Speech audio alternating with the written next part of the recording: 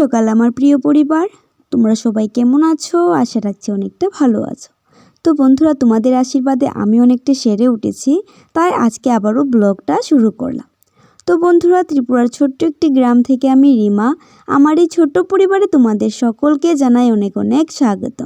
তো চলো বন্ধুরা, তোমাদের সকলকে নিয়ে আজকের ব্লগটা আমি শুরু করে দিয়েছি সকাল সকাল। সারাটা দিন আমার সঙ্গে থেকে আমার ব্লগটা কন্টিনিউ দেখতে থাকো। আশা রাখছি আজকের ব্লগটা তোমাদের অনেকটা ভালো লাগবে।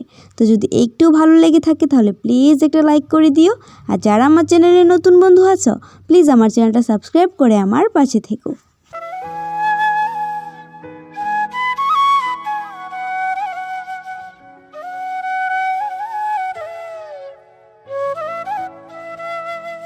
সকাল আর বিকাল যাই বলো, চায়ের একটা ব্যবস্থা থাকবেই প্রত্যেকের বাড়িতে। তো আমাদের বাড়িতেও ব্যতিক্রমী না, আমিও চাটা বসিয়ে দিয়েছি। আর ভাই চলে যাবে ডিউটিতে, ভাইয়ের স্কুলে এক্সাম শুরু হয়েছে, যার জন্য ভাই একটু দেরিতেই যাচ্ছে কদিন ধরে। তো এখানে ভাইকে হরলিক্সটা করে দিচ্ছি, আর মায়ের জন্য বসিয়ে দিয়েছি চা। আর আমি হরলিক্স বা চা কোনোটাই খাবো না, কারণ আমার কোনোটাই খেতে তেমন একটা ভালো লাগে না সকালবেলা।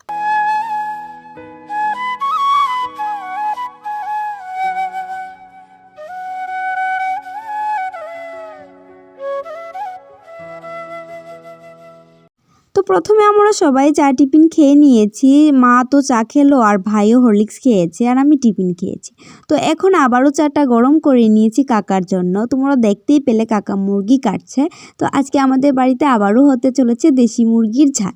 তো এখানে কাকাকে 1 কাপ লাল চা আর চিতই পিঠের সঙ্গে সকালবেলাটা যাতে মজাদার করা যায়, তাই বন্ধুরা কাকাকে এখন দিয়ে দিচ্ছি।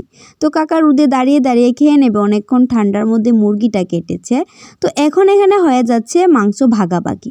তো ভাগাভাগি বলছি, আমাদেরকে দিয়ে দিচ্ছে বাটিতে, আর কাকা নিয়ে চলে যাবে বাড়িতে, মানে ভাড়া বাড়িতে আর কি।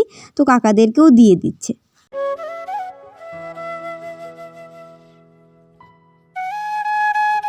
শীতের দিনের মিঠেল রোদ আর সাথে আমাদের বাড়ির আড্ডা, সত্যিই বন্ধুরা বাড়িটা একদম জমে যায়। তো সবাই মিলে এখানে গল্প করছিলাম। কাজের ফাঁকে সবাই আমরা মাঝে মধ্যেই গল্পতে বসে যাই বাড়িতে যে থাকি।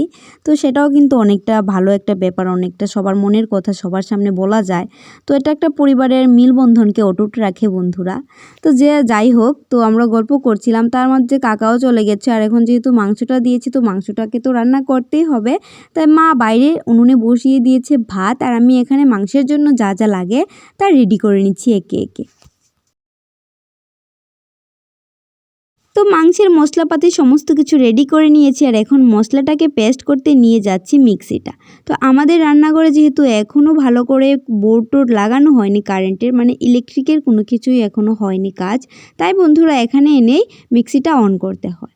তো মশলাটা পেস্ট করে নিয়েছি, তো হয়েও গেছে। আর এখন চলে যাব রান্নাঘরে আবারও।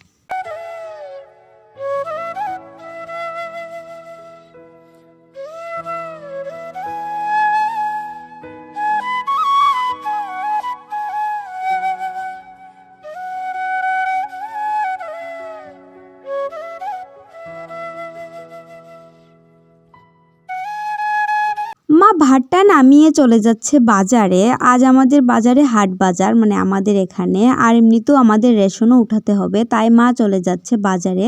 আর ভাতটা নামিয়ে গেছে, আমি এখন মাংসটা বসিয়ে দিয়েছি।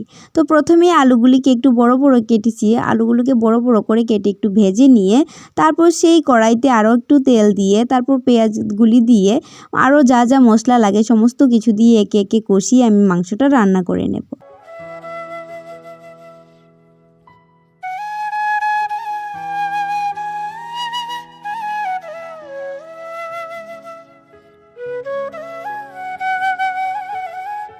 মাংসের কালারটা কেমন এসেছে প্লিজ কমেন্ট করে বলবে। তো দেখো, এখানে মাংসটাকে আমি ভালো মতো কষিয়ে নিয়েছি। মাংসটা যত ভালো কষানো যায় ততই ভালো টেস্ট আসে। তো বন্ধুরা, স্নান টান করে চলে এসেছি, আর এখন খেয়ে নেব ভাত। আর এদিকে দেখো দেশি মুরগির লাল ঝোল। তো বন্ধুরা চলো ব্যাক ক্যামেরা দিয়ে দেখিয়ে দিচ্ছি, এই দেখো লাল ঝোলটা।